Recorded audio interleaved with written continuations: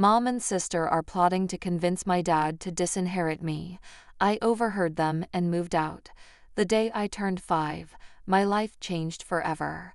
I remember it as vividly as if it happened yesterday, even though it was years ago. Dad was on another business trip, leaving Mom and me alone in our suburban house. I was playing with my dolls in the living room when the doorbell rang. Mom rushed to answer, her face lighting up as she saw who was there. "Sophie, honey, go to your room and play," she said, her voice trembling with excitement. I obeyed, but curiosity got the better of me.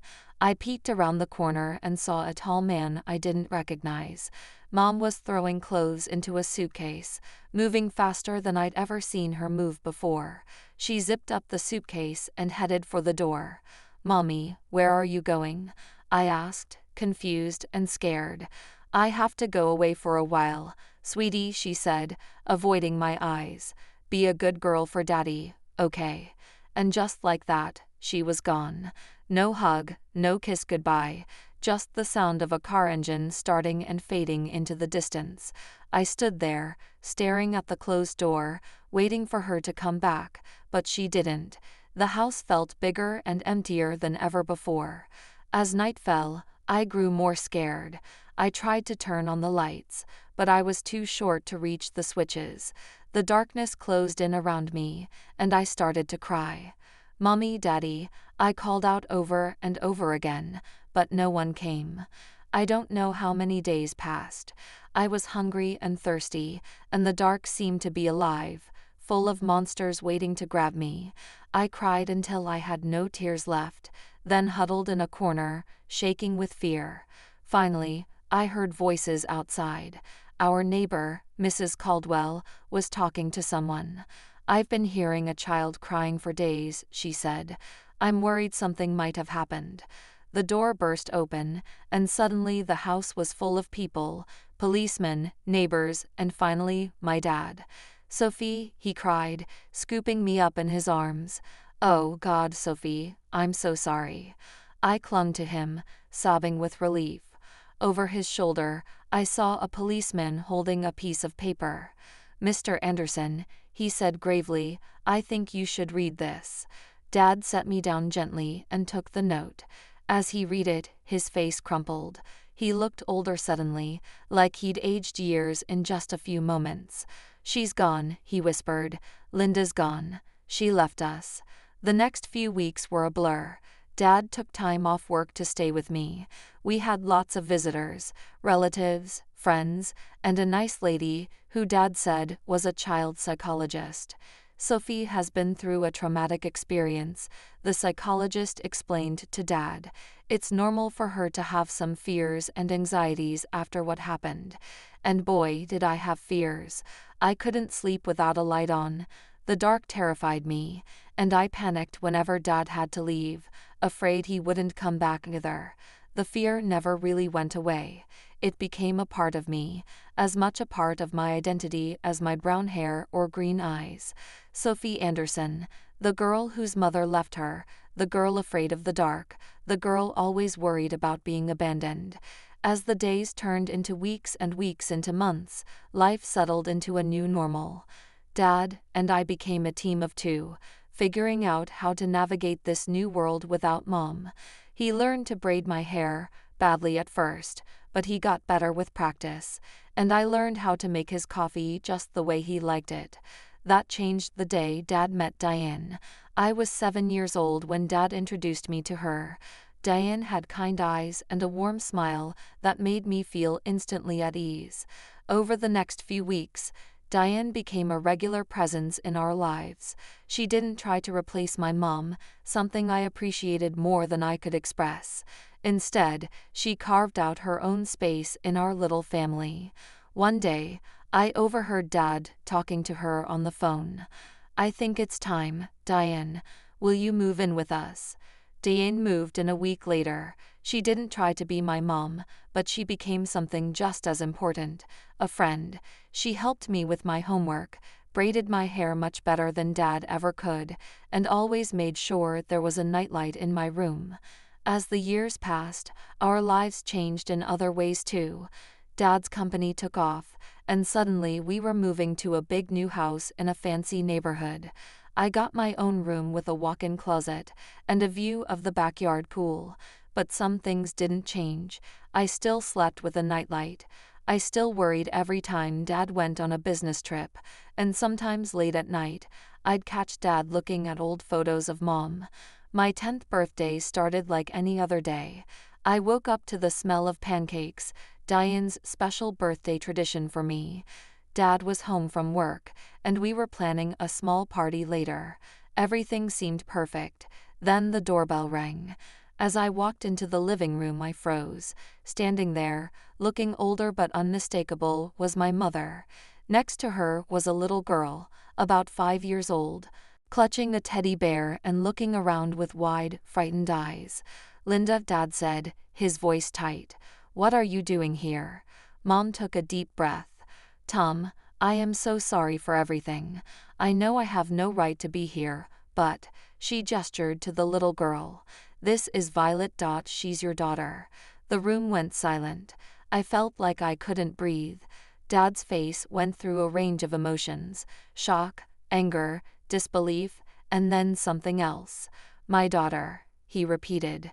Mom nodded. "I was pregnant when I left. I didn't know then. I swear, Tom, I've made so many mistakes. I'm not asking you to forgive me, but Violet, she deserves to know her father." I watched as Dad knelt down to the little girl's level. "Hi, Violet," he said softly. "I'm your dad." Violet looked up at him shyly. "Hi," she whispered. As Dad talked to Violet, I noticed Diane standing in the doorway, her face pale. She turned and walked away quickly. I wanted to follow her, but I felt rooted to the spot. The next few hours were a blur. There were lots of adult conversations I wasn't supposed to hear, raised voices, tears. I hid in my room, hugging my knees to my chest, and trying to make sense of it all. Later that evening, Dad came to talk to me. "Sophie," he said, sitting on the edge of my bed, "I know this is a lot to take in. Your mom, she's made some big mistakes, but Violet, she's innocent in all this. She's your sister. I've decided to give your mom another chance, for Violet's sake." The next day, I watched from my window as Diane packed her car. She looked up and saw me watching, with tears in her eyes. She waved goodbye. I waved back, feeling like a part of me was leaving with her. Mom and Violet moved in that same day.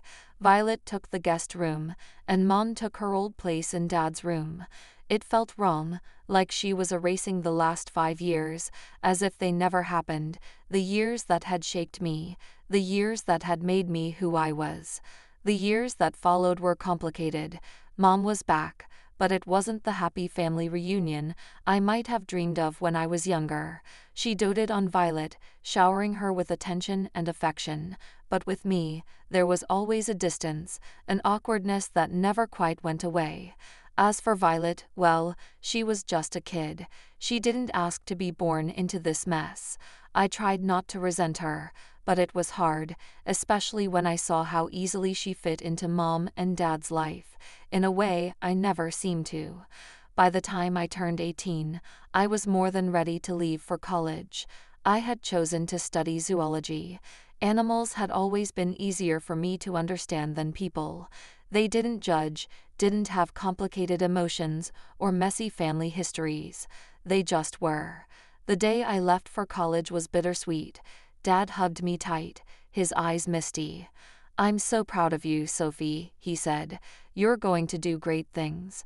Mom gave me an awkward pat on the shoulder. "Good luck," she said, her smile not quite reaching her eyes. Violet, now 13, rolled her eyes. "Finally get my own room," she muttered.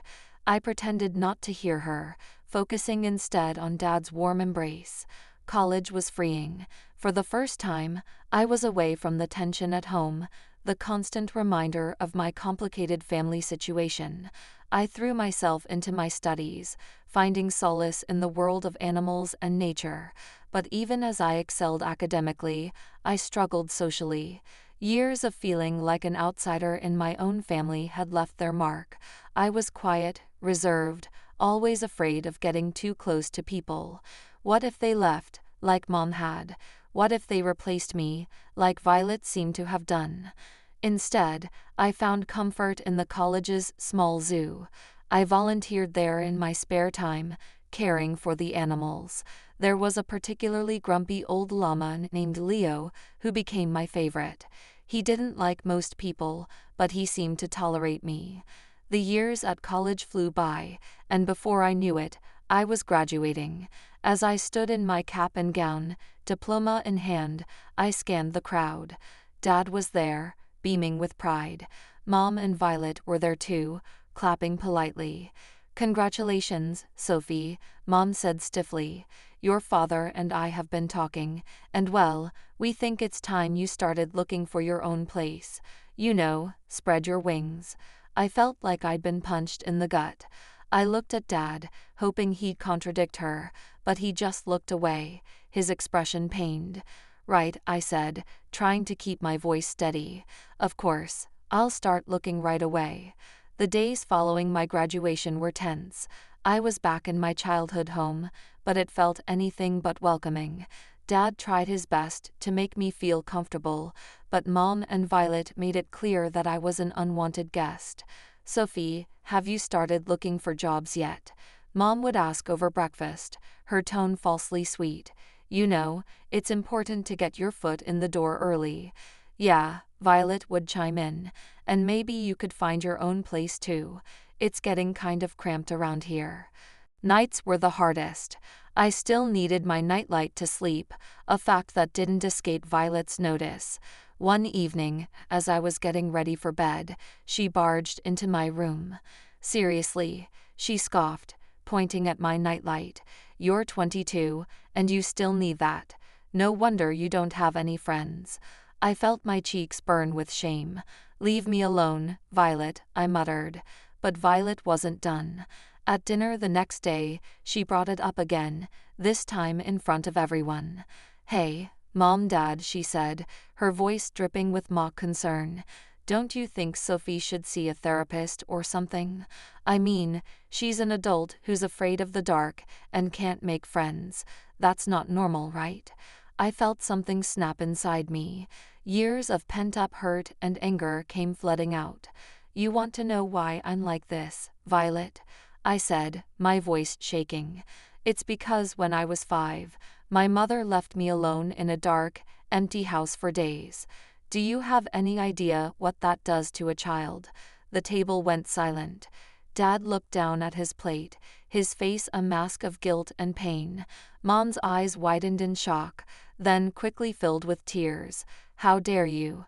she cried, her voice rising dramatically. "How can you be so cruel and vindictive? I've tried so hard to make amends, to be a family again, and this is how you repay me."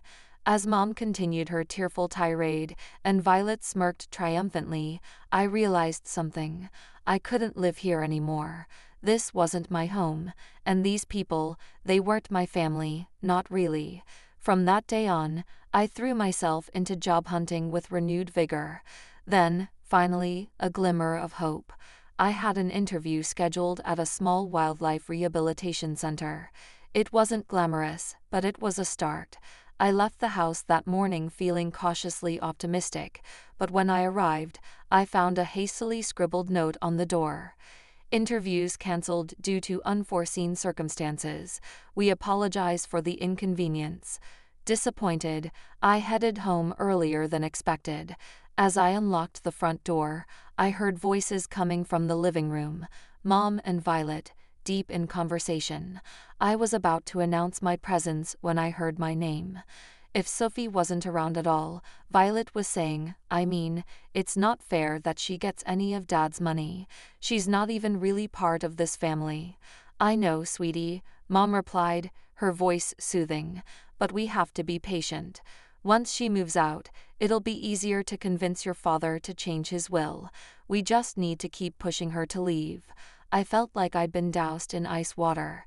They wanted me gone, not just from the house, but from the family entirely, and they wanted my inheritance too. As I sat on my bed, my mind raced. What should I do? Should I tell Dad? But would he believe me over Mom and Violet? He'd forgiven Mom for abandoning us after all. He loved them. Maybe he'd take their side. My first stroke of luck came when I saw a job posting for the city zoo. They needed a zoologist to assist with their wildlife rehabilitation program. It wasn't a glamorous position, but it was exactly what I'd been trained for. I sent in my application immediately, and to my surprise and delight, I got called in for an interview. The day of the interview, I stood in front of the zoo's main gate, taking deep breaths to calm my nerves. The interview went better than I could have hoped. The head zoologist, Dr. Maxwell, seemed impressed by my knowledge and passion. "You've got the job, Sophie," she said with a warm smile. "Welcome to the team." I could have cried with relief. Finally, something was going right. Working at the zoo was everything I'd hoped for and more. I spent my days caring for injured wildlife, educating visitors about conservation, and even assisting with research projects. In the evenings, I'd return to my tiny apartment, which I was able to rent with the money I saved. To combat the loneliness, I started participating in online forums for animal lovers and people with similar interests. That's where I met Owen. Owen was from the same city, shared my love for animals, and had a wicked sense of humor that made me laugh even on my toughest days. We started chatting regularly, sharing stories about our day, and discussing everything from the latest conservation efforts to our favorite books. One day, Owen suggested we exchange photos. With trembling hands, I sent him a recent picture of me at the zoo. He responded with a photo of himself. He had kind eyes and a warm smile that made my heart skip a beat. But as much as I enjoyed our chats, the idea of meeting in person, or even admitting my growing feelings, terrified me. What if he rejected me once he got to know the real me? What if he left, just like Mom had? It was around this time that I started corresponding with Zoe, a girl I met on a support forum for people with childhood trauma. She understood my fears in a way no one else had before. "You know what helps me," Zoe wrote one day. "I write emails to the people I can't talk to in real life. I pour out everything I'm feeling, all the things I wish I could say, but I don't send them. I just save them as drafts. It's really cathartic." Taking Zoe's advice, I started writing emails to Dad.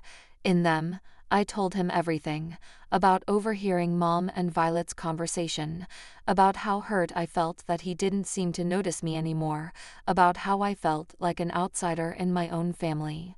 I started writing to Owen too. In these emails, I allowed myself to be vulnerable in a way I couldn't be in our chats. "Owen," I wrote, "I think I'm falling for you, but I'm scared. I'm scared of letting anyone get close to me. I'm scared of being hurt again."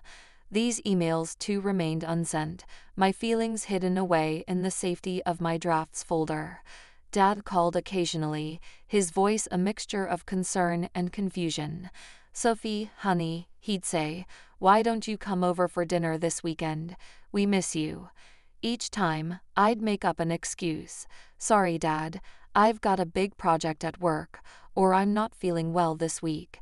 Maybe next time." It was just another Saturday afternoon.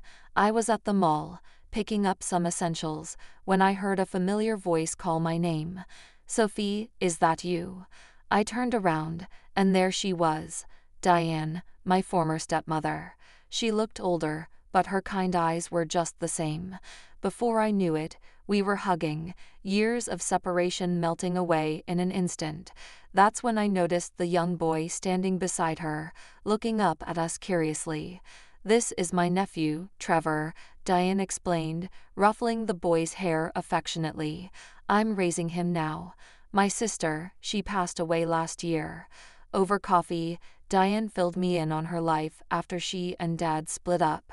She'd been on her own until her sister's death left Trevor in her care. We started meeting regularly after that, sometimes just the two of us, sometimes with Trevor. One day, Diane called and urgently asked to look after Trevor that evening. Trevor arrived at my apartment, backpack and all. As I prepared dinner in my tiny kitchen, I could hear him tapping away on my laptop in the living room. I told him he could play games if he finished his homework. When I came out of the kitchen with 2 plates of spaghetti, I found Trevor looking guilty, his face pale. "Sophie," he said, his voice trembling, "I did something bad. I was curious. And I saw these emails in your drafts folder, and I sent them. All of them. I'm so sorry." The world seemed to tilt on its axis. Those emails, my private thoughts, my deepest feelings, sent out into the world, to Dad, to Owen. I felt like I couldn't breathe. That night, after Trevor left, I lay in bed, my mind racing. What would Dad think? And Owen, oh God, Owen. My phone pinged with a message notification. It was from Owen, but I couldn't bring myself to read it. What if he was disgusted by my feelings? What if he never wanted to speak to me again? I barely slept that night, tossing and turning, imagining all the worst-case scenarios. A few days later, my phone rang. It was Dad. "Sophie," he said, his voice serious. "We need to talk. Can you meet me at the cafe near your old high school?" My heart pounded as I sat across from Dad in the small cafe. He looked tired, his face etched with lines I hadn't noticed before. "I got your emails," he said quietly, "Sophie. I had no idea you were feeling this way about your mother, about Violet, about everything." I couldn't meet his eyes. Shame and fear were warring inside me. "Sophie, look at me," Dad said, his voice gentle but firm. I looked up, surprised to see tears in his eyes. "I love you more than anything in this world. I'm so sorry I made you feel like you weren't important to me. That was never, ever my intention." We talked for hours, really talked, in a way we hadn't in years, about Mom's return, about Violet, about how I'd felt pushed aside and forgotten. Dad listened, really listened, occasionally wiping away a tear. Finally, he stood up. "I need some time to process all this," he said, "but Sophie, we're going to figure this out, you and me. I promise." As I watched him walk away, I felt a mixture of relief and apprehension. What would happen now? But I didn't have much time to dwell on it, because my phone rang again. It was Owen. "Sophie," he said, his boyish voice warm, "I got your email, and I feel the same way. I've been too scared to say it, but I really like you. Would you like to meet for coffee?" My heart soared. "Yes," I said, surprising myself with how steady my voice was. "I'd love to." The next day, I met Owen at a small coffee shop. He was even more handsome in person, with a kind smile that put me at ease immediately. We talked for hours about our fears, our dreams, our pasts. For the first time in years, I felt truly seen and understood. As autumn leaves began to fall, my phone rang one crisp morning. It was Dad.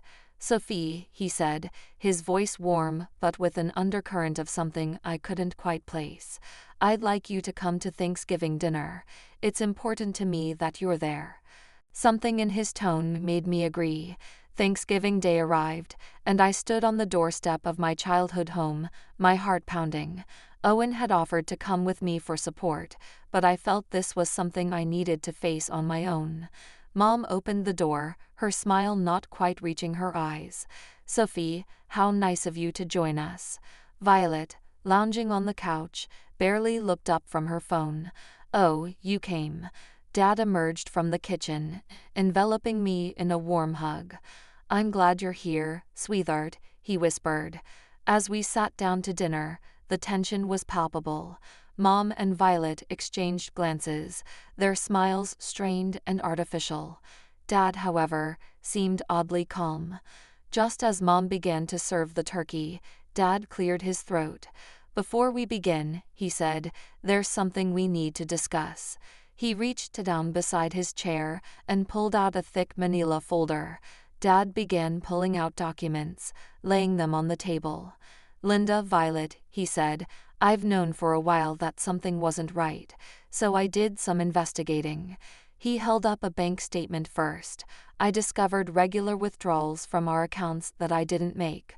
quite substantial amounts, in fact. Mom's face paled. Violet suddenly found her plate very interesting. Then Dad continued, pulling out another document. I hired a private investigator, Linda. He provided photographic evidence of her encounters with a certain gentleman at the Rosewood Hotel. Mom gasped, her hand flying to her mouth. Tom, I can explain, she said, but Dad wasn't finished. He pulled out one final document, his hand shaking slightly. And finally, I had a DNA test done. Violet isn't my biological daughter. The room fell silent. Violet's phone clattered to the floor. Mom looked like she might faint. I've already spoken to my lawyer, Dad said, his voice steady despite the emotion in his eyes. Linda, I'm filing for divorce, and I'm afraid I'll have to ask both you and Violet to leave this house. Mom found her voice, anger replacing shock. You can't do this. I'll take you for everything you've got. Dad's expression hardened. Actually, Linda, you won't. If you try to claim any property, I'll countersue and demand repayment of all the money you've taken, plus what I spent raising Violet. My lawyer assures me I have a very strong case. Tears streamed down Mom's face as the reality of the situation sank in. Violet sat in stunned silence, her world crumbling around her. In the days that followed, Mom and Violet moved out. Dad and I began to rebuild our relationship, stronger than ever before. We had weekly dinners, long talks, and even started planning a father-daughter road trip. One day over coffee, Dad hesitantly brought up Diane. I've been thinking a lot about the past, he said, about the mistakes I made. I reached out to Diane to apologize. We've been meeting for coffee, talking things through. I smiled genuinely, happy for him. That's wonderful, Dad. Diane is an amazing woman. As for me, things with Owen were going better than I could have ever imagined. He was patient, kind, and understood my fears and insecurities. With his support, I was even starting to work through my issues in therapy. Thanksgiving Day arrived, and I stood on the doorstep of my childhood home, my heart pounding. Owen had offered to come with me for support, but I felt this was something I needed to face on my own. Mom opened the door, her smile not quite reaching her eyes. Sophie, how nice of you to join us. Violet, lounging on the couch, barely looked up from her phone. Oh, you came. Dad emerged from the kitchen, enveloping me in a warm hug. I'm glad you're here, sweetheart, he whispered. As we sat down to dinner, the tension was palpable. Mom and Violet exchanged glances, their smiles strained and artificial. Dad, however, seemed oddly calm. Just as Mom began to serve the turkey, Dad cleared his throat. Before we begin, he said, there's something we need to discuss. He reached down beside his chair and pulled out a thick manila folder. Dad began pulling out documents, laying them on the table. Linda, Violet, he said, I've known for a while that something wasn't right, so I did some investigating. He held up a bank statement first. I discovered regular withdrawals from our accounts that I didn't make. Quite substantial amounts, in fact. Mom's face paled. Violet suddenly found her plate very interesting. Then Dad continued, pulling out another document. I hired a private investigator, Linda. He provided photographic evidence of her encounters with a certain gentleman at the Rosewood Hotel. Mom gasped, her hand flying to her mouth. Tom, I can explain, she said, but Dad wasn't finished. He pulled out one final document, his hand shaking slightly. And finally, I had a DNA test done. Violet isn't my biological daughter. The room fell silent. Violet's phone clattered to the floor. Mom looked like she might faint. I've already spoken to my lawyer, Dad said, his voice steady despite the emotion in his eyes. Linda, I'm filing for divorce, and I'm afraid I'll have to ask both you and Violet to leave this house. Mom found her voice, anger replacing shock. You can't do this. I'll take you for everything you've got. Dad's expression hardened. Actually, Linda, you won't.